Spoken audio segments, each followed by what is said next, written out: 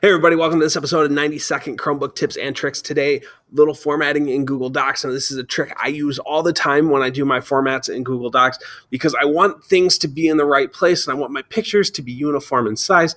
And a lot of times we don't give Google Docs the credit that it deserves because we don't know the last step we need to do to make this happen. So here I am, I've got a table set up. I want to show you kind of how we can do this. So I'm going to insert an image that I already have on my computer. All right, so I'm going to upload this and I'm putting together a nice list of some formative assessment tools for use in the classroom. And here's exactly what I would be doing for this.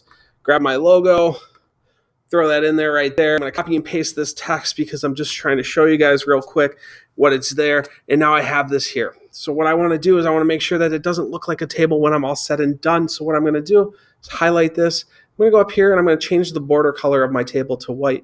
Now all of a sudden it looks like it's kind of a well-spaced, nice, neat way to do this. Now I want to add a little extra space in there. Two ways I could do it. I could hit enter up here, or I can just insert a row below, and there it is. And that's a nice way for us to format documents, make them look super nice in Google Docs. And that's your 90-second Chromebook tip and trick this week.